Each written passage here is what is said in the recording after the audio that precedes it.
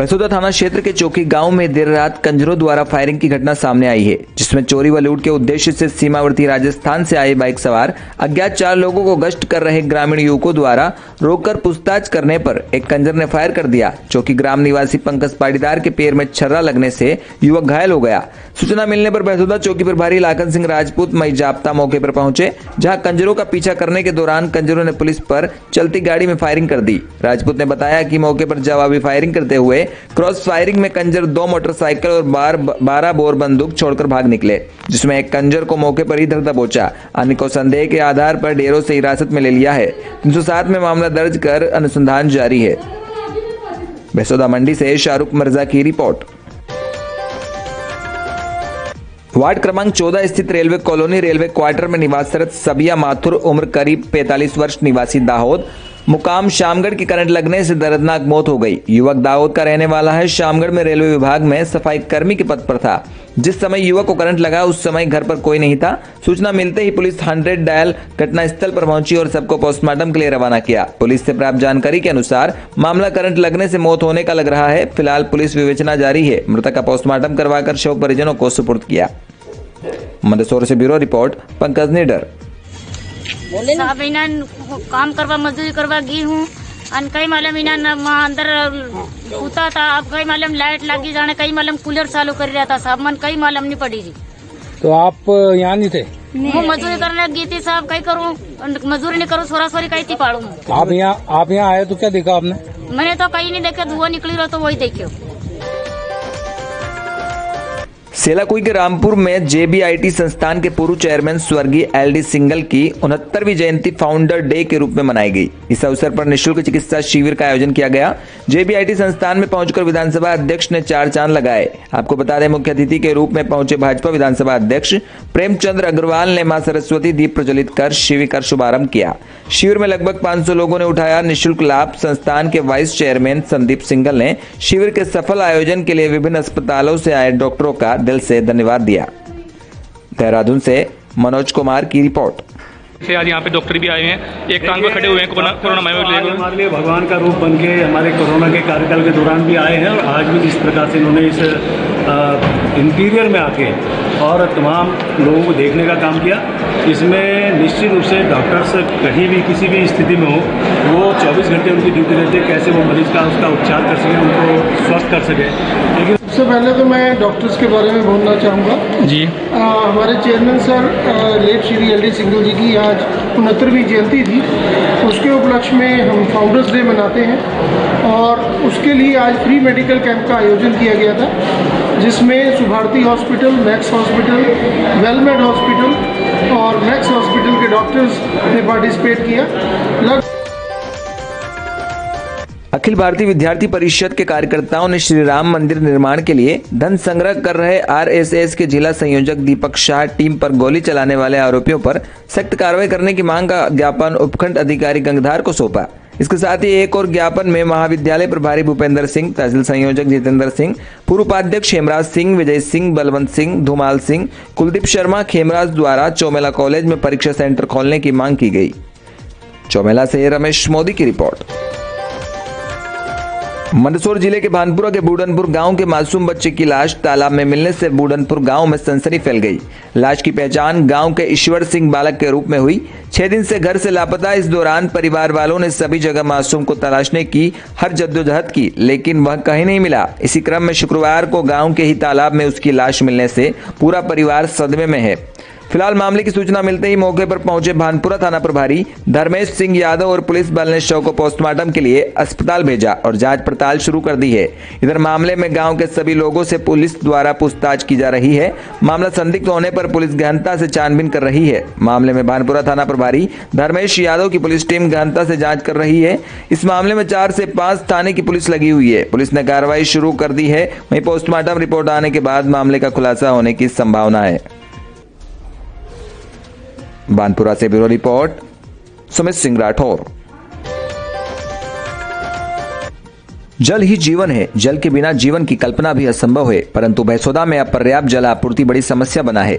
लोगों को पानी के लिए प्रतिदिन परेशान होना पड़ रहा है। सर्दी के दिनों में भी लोगों को पर्याप्त जल की पूर्ति नहीं हो पा रही, जिससे मजबूरन आमजन को अपने निजी खर्चे पर टैंकरों का सहारा लेना पड़ रहा। कस्बे की महिलाएं बताती है कि घरों में नल भी 4 दिन में एक बार आते हैं और वो भी कुछ समय के लिए, जिससे दैनिक उपभोग तो दूर की बात है, पेयजल आपूर्ति भी पूरी नहीं हो पाती।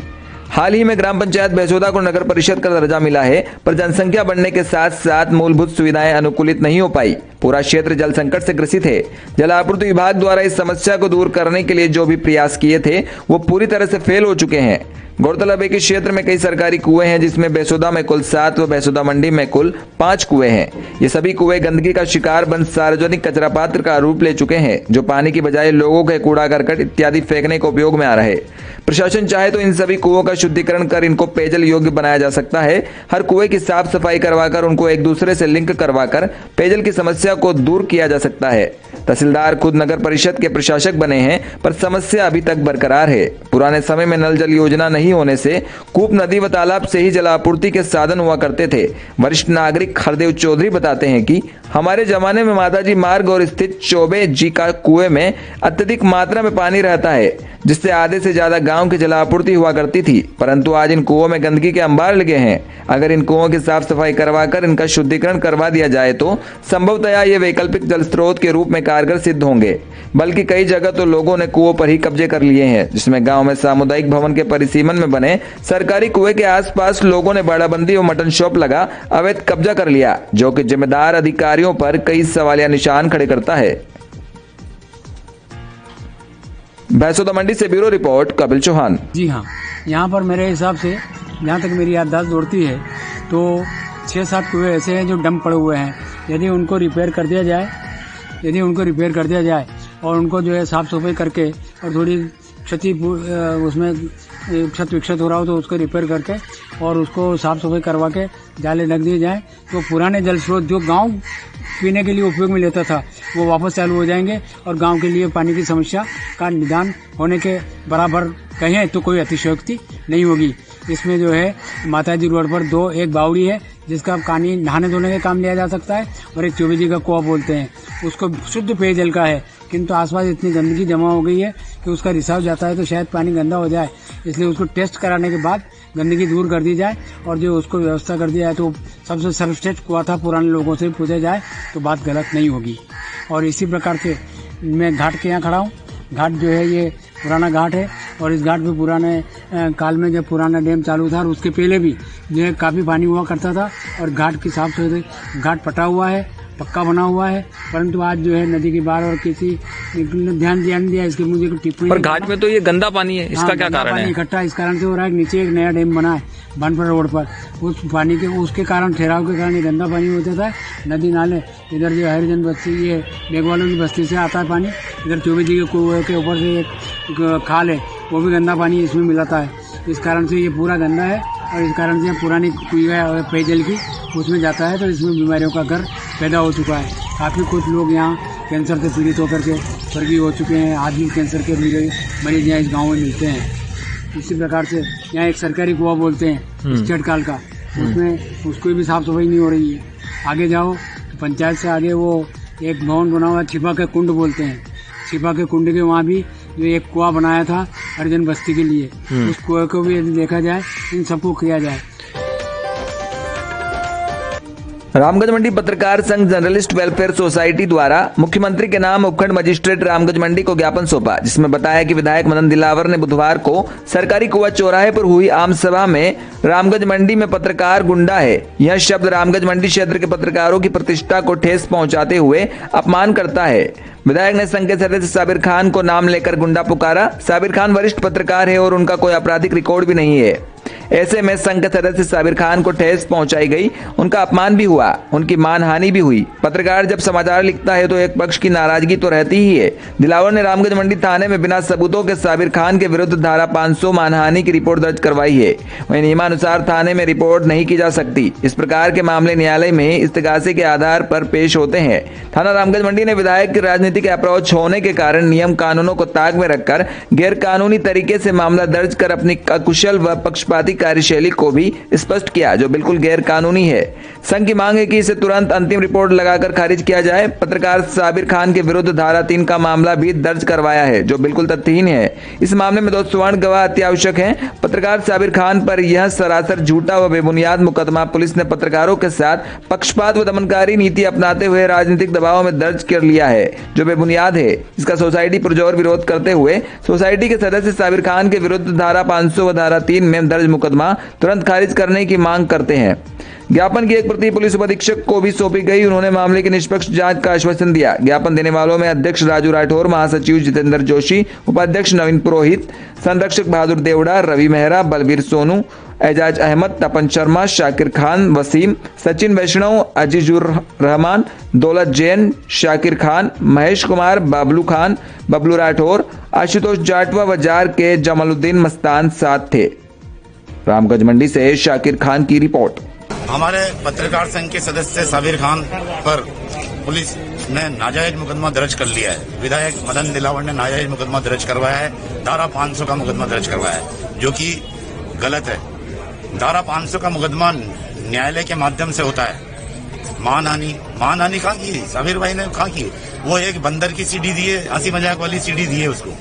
तो क्या है कि ये तो कार्टून तो बनते रहते हैं, मतलब राजनेताओं के कार्टून बनते रहते हैं। राहुल गांधी को पप्पू कहते हैं, कभी अमित शाह के, कभी मोदी जी के, आए दिन कार्टून बनते रहते हैं। अगर वो भी ऐसे मुकदमा दर्ज कराने लग जाए तो फिर या तो राजनीति नहीं करना चाहिए उनको। ये तो मजाक की बातें हैं, इसमें कोई मानहानि नहीं हुई थी और नाजायज मुकदमा पुलिस ने दर्ज किया है। पत्रकार इस समाज का दर्पण है। अगर कोई पत्रकार सच्चाई लिखता है और उसकी सच्चाई पर उसे गुंडा या बदमाश कहा जाता है, ये हम बर्दाश्त नहीं करेंगे। साबिर भाई इस क्षेत्र के जाने माने और एक अच्छे व्यक्ति की श्रेणी में है। अगर उनके खिलाफ इस तरह से खुलेआम लोगों के बीच में अब शब्द उनके लिए प्रयोग किए गए, इसके लिए आज हमने यहाँ पर ज्ञापन दिया है। और अगर कार्रवाई में विलंब होता है तो हम सभी पत्रकार संगठनों से बैठकर चर्चा करके अग्रिम जो भी हमारी रूपरेखा होगी वो तैयार करेंगे।